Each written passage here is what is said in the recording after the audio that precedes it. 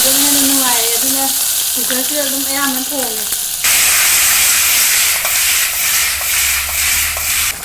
Le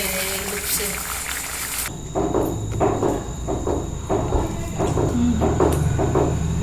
Hawe.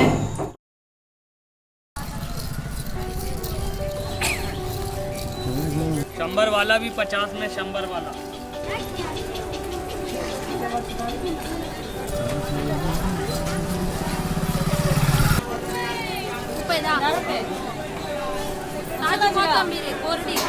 पता नहीं है ये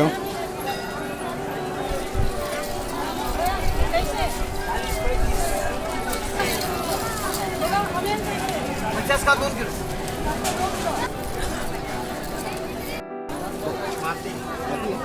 बड़ा हमारे 50 ला 1.5 किलो सब निकला 10 रुपए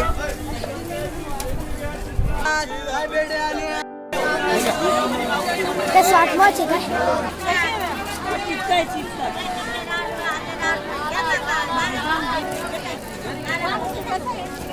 दादा भाऊचर 15,000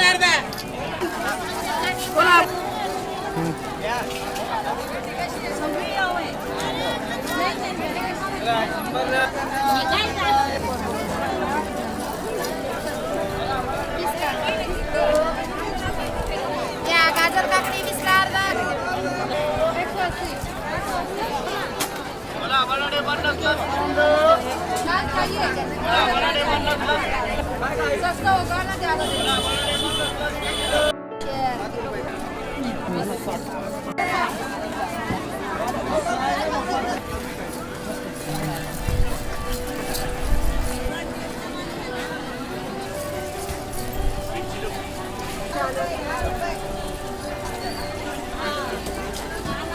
Mày nga nga yeng che nga lai gi ge da nga se yaw yeng ge ko ama ye कैसे ये वाले हाँ 50 रुपए Pawshe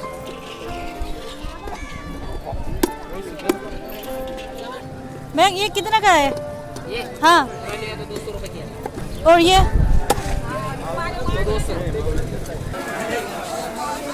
200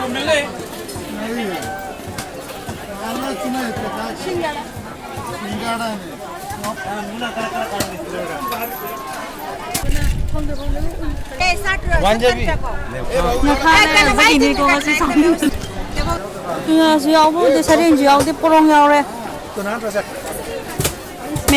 mackerel nhau đây từ nào cái à mackerel này ya khajing jo inda cha khin do जा लवकर call कर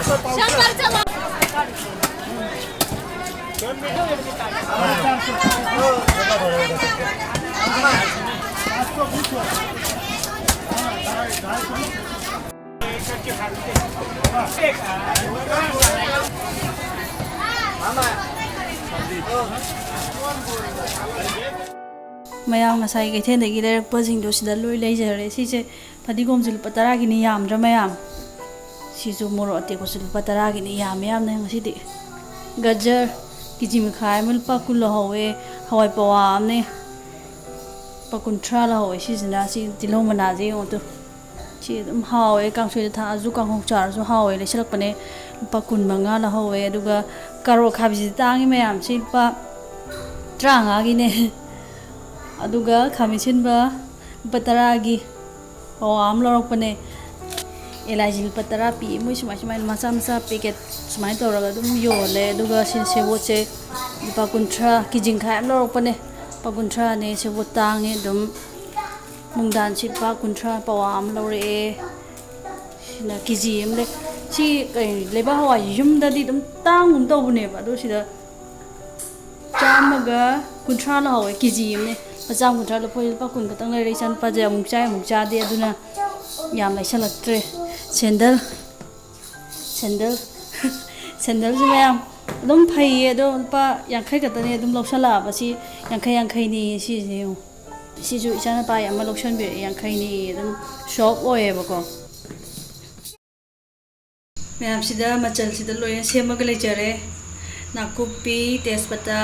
ꯇꯤꯜꯍꯧ ꯆꯅꯝ ꯁꯤꯡ ꯑꯂꯨ ꯐꯗꯤꯒꯣꯝ ꯈꯥꯃꯦꯟ ꯑꯁꯤꯟꯕ ꯃꯣꯔꯣꯛ ꯑꯇꯦꯛꯄ ꯑꯃ ꯑꯗꯨꯒ ꯍꯋꯥꯏ ꯊꯔꯥꯛ ꯈꯤꯇꯪ ꯍꯥꯞꯀꯦ ꯊꯥꯛꯀꯗꯕ ꯃꯔꯨ ꯃꯔꯥꯡꯁꯤꯡꯗꯨꯗꯤ ꯃꯌꯥꯝ ꯍꯤꯡꯅꯦ ꯃꯤꯊꯤ ꯁꯤꯅ ꯒꯔꯝ ꯃꯁꯂꯥ ꯁꯤꯅ ꯖꯤꯔꯥꯒ ꯐꯗꯤꯒꯣꯝꯒ ꯁꯨꯒꯥꯏꯕꯅꯦ ꯁꯤꯅ ꯒꯨꯟ ꯃꯔꯨꯅꯦ ꯃꯌꯥꯝ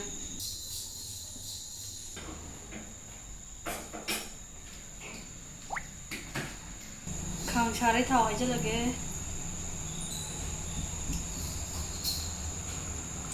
ꯊꯥꯎ ꯁꯥꯔꯦ ꯃꯌꯥꯝ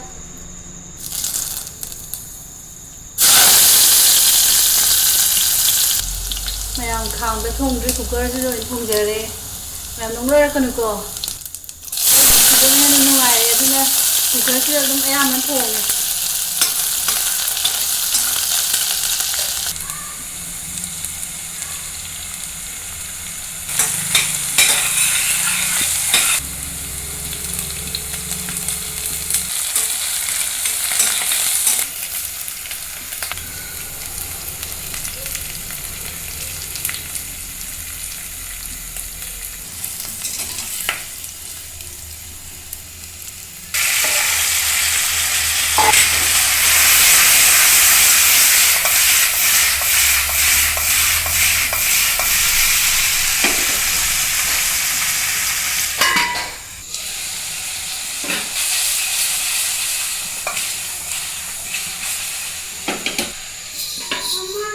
ꯃꯌꯥꯝꯁꯤꯗ ꯏꯟꯖꯥꯡꯗ ꯊꯥꯛꯅꯕ ꯉꯥ ꯈꯔ ꯌꯥꯏꯕꯅꯦ ꯉꯥꯆꯤꯛꯅꯦ ꯉꯥꯆꯤꯛ ꯑꯆꯧꯕ ꯑꯃꯒ ꯁꯥꯏꯃꯨꯛ ꯆꯥꯎꯕ ꯑꯃꯒꯗꯤ ꯏꯆꯥꯅꯨꯄꯥꯒꯤ ꯈꯥꯏꯗꯣꯛꯈ꯭ꯔꯦ ꯇꯥꯎꯔ ꯄꯤꯖꯔꯒꯦꯅ ꯄꯋꯥ ꯑꯃ ꯂꯩꯔꯛꯄꯅꯦ ꯄꯋꯥꯗ 50 ꯄꯤꯌꯦ ꯁꯤꯗꯗꯤ ꯌꯥꯝ ꯍꯣꯡꯉꯦ ꯉꯥꯆꯤꯛꯁꯦ ꯑꯗꯨꯒ ꯁꯤꯅ ꯉꯁꯥꯏ ꯂꯩꯔꯛꯈꯤꯕ ꯔꯧꯗꯨꯅꯦꯕ ꯈꯔ ꯈꯥꯏꯗꯣꯛꯑꯒ ꯌꯥꯏꯁꯟꯕꯅꯦ ꯁꯤꯁꯨ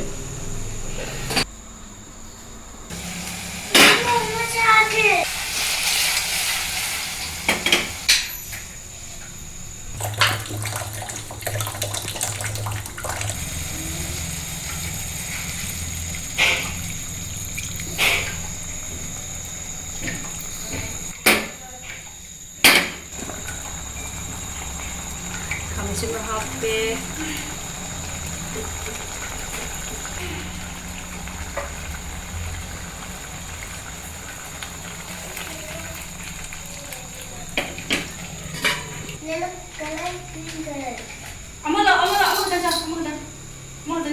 ꯁꯤꯡꯒ ꯆꯅꯝꯒ ꯑꯁꯨꯕꯅꯦ ꯁꯤꯁꯦ ꯃꯔꯣꯏꯁꯨ ꯈꯔ ꯌꯥꯎꯔꯦ ꯑꯗꯨꯝ ꯆꯥꯏꯁꯜꯂꯒꯦ ꯃꯔꯣꯏ ꯃꯔꯥꯡ ꯈꯤꯇꯪ ꯆꯥꯏꯁꯜꯂꯒꯦ ꯑꯃꯨꯛ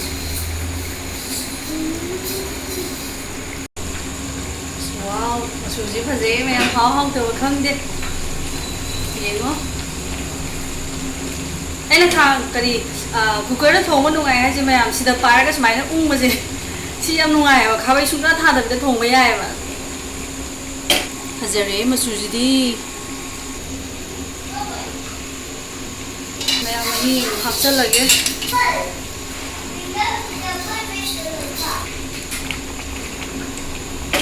ꯃꯌꯥꯝ ꯁꯤꯁꯤꯅ ꯏꯆꯥꯅꯨꯄꯥ ꯇꯥꯎꯕꯤꯒꯦ ꯇꯧꯕꯅꯦ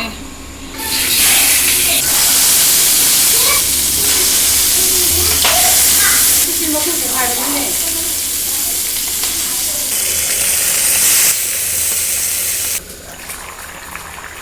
ꯃꯌꯥꯝ ꯂꯣꯏꯁꯤꯜꯂꯛꯑꯦ ꯑꯗꯨꯅ ꯂꯣꯏꯁꯤꯜꯂꯛꯄꯒꯤ ꯃꯔꯣꯏ ꯃꯄꯥꯡ ꯍꯥꯞꯆꯜꯂꯒꯦ ꯃꯅꯥ ꯑꯁꯨꯕ ꯒꯨꯟ ꯃꯔꯨ ꯕ꯭ꯂꯦꯛ ꯄꯦꯄꯔꯗꯣ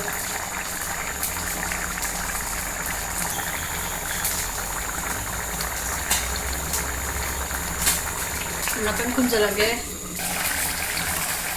ꯃꯌꯥꯝ ꯂꯣꯏꯁꯤꯜꯂꯒꯦ ꯂꯩꯔꯦ ꯂꯨꯞꯁꯦ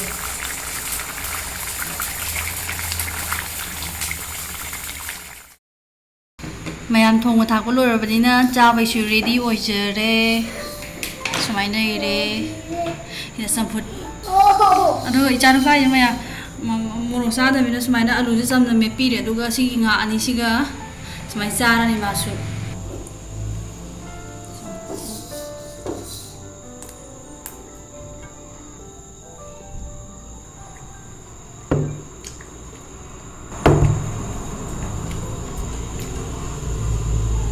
ꯑꯗꯨꯗꯤ ꯃꯌꯥꯝ ꯆꯥꯕ ꯍꯧꯖꯔꯒꯦ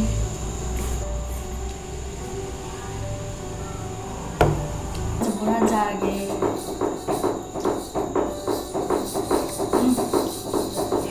ꯉꯥꯎꯁꯟꯅꯅꯣ ꯀꯩꯅꯣ ꯆꯥꯋꯣ ꯆꯥꯔꯣ ꯉꯥꯒ ꯆꯥꯒ ꯆꯥꯔꯣ Chị.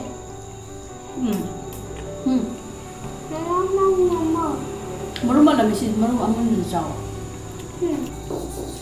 자, 알았죠. 자,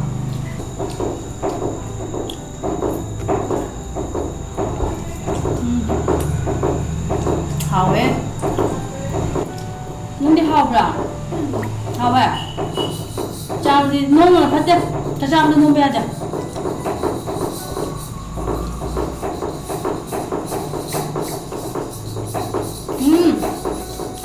그래 나. 그럼 해야 돼. 그러니까 또 보세요.